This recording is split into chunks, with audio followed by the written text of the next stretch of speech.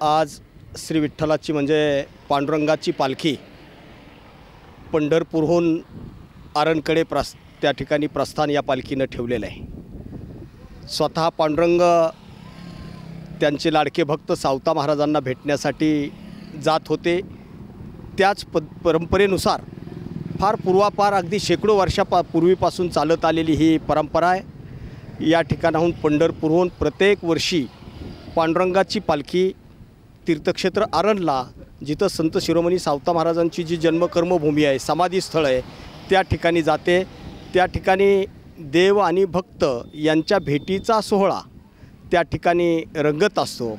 आज प्रस्थान ठेवलेली ही पालखी खरोखरच आनंदाची गोष्ट आहे की महाराष्ट्रातल्या सर्व संतांच्या पालख्या, मग ज्ञानेश्वर माऊलींच्या असेल, संत तुकाराम महाराजांची असेल, निवृत्तीनाथांची असेल, सोपान काकांची असेल, एकनाथ महाराजांची असेल किंवा गजानन महाराजांची शेगावहून असेल, मुक्ताईनगरहून मुक्ताबाईची असेल, अशा अनेक पालख्या किंवा दिंड्या या आषाढी एकादशीच्या निमित्तानं पंढरपूरकडे येतात।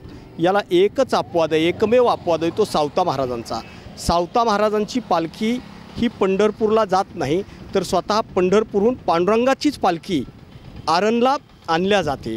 ही आख्यायिका फार महत्त्वपूर्ण, ही परंपरा फार वैशिष्ट्यपूर्ण आहे आणि म्हणून ही जे आज प्रस्थान ठेवलेली ही पालखी 3 मुक्कामानंतर पुण्यतिथीच्या दिवशी आरणला पोहोचत असते आणि त्या ठिकाणी मग हा देव आणि भक्त भेटीचा सोहळा त्या ठिकाणी रंगत असतो।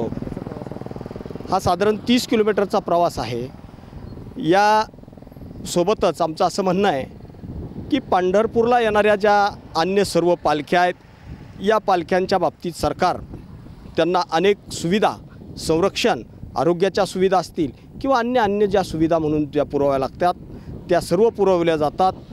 तशाच पद्धतीच्या सर्व सुविधा पांडुरंगाच्या पालखीलासुद्धा सरकारनं पुरविल्या पाहिजेत आणि हा पालखीचा सोहळा यापेक्षाही अधिक दिमागदार होण्यासाठी विठ्ठल रुक्मिणी संस्थान पंढरपूरचं आणि राज्याचं सरकार यांनी संयुक्तपणे प्रयत्न केले पाहिजेत आणि ज्या पद्धतीनं यावर्षीपासून पालख्यांना प्रोत्साहनपर अनुदान लागू करण्यात आलेलं आहे, तशा पद्धतीचं पांडुरंग पालखीलासुद्धा प्रोत्साहनपर अनुदान दिलं जावं आणि ज्या मार्गावरून ही पालखी मार्गस्थ होते आहे त्या पालखीला ज्या पद्धतीनं दुसऱ्या पालख्या येतात त्या पालख्यांना पालखी मार्गाचा दर्जा दिला जातो, तशा पद्धतीनं याही पालखी मार्गाला पांडुरंगाचं नाव देऊन पांडुरंग पालखी मार्ग म्हणून त्यांना नाव देऊन त्याला तशा पद्धतीचा त्या रस्त्याला दर्जा देऊन तो रस्ता सुधारणा करणेसुद्धा तितकंच गरजेचं आहे।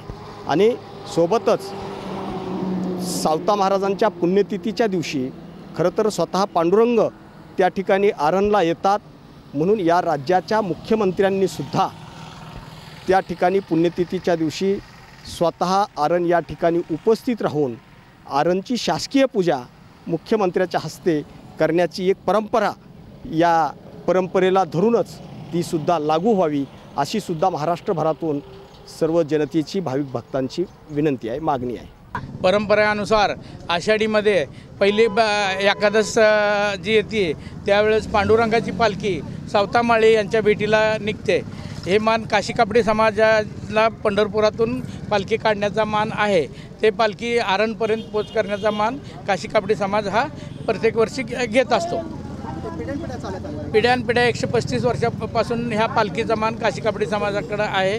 ते काशी कापडीचं पूर्ण समाज एकत्र येऊन ह्या पालखीचं सर्व मान सामान सगळं ही पालखी पोचपर्यंत हे करतो. पालखीची सेवा काय त्याची कशी होती सुरुवात सकाळपासून काय सकाळपर्यंत काल 4-5 दिवस झाला आम्ही ते पालखीच्या सर्व सोहळ्याची तयारी, झेंडेवाले, इनेकरी, टाळकरी हे सर्व मिळून गोळा करून सर्वांना एकत्र करून हा पालखीचा ही पालखी निघल्या जाते पंढरपुरातून. हां, काशी कापडी समाज ज्या मठामध्ये पूजा केल्या जाते समाजाच्या वतीने. आमची मागणी तर प्रत्येक वेळेस मागणी आहे, पण ती शासन काय मान्य करत नाही. शासनाने ह्याला पालखीला, माऊलीच्या पालखीला जसं निधी मिळतो त्या पद्धतीने पांडुरंगाच्या पालखीला सावतामाळीच्या भेटीला जाताना सुद्धा निधी द्यावा आणि सरकारी सुविधा द्यावा, एवढीच आमची अपेक्षा, दुसरी काय नाही.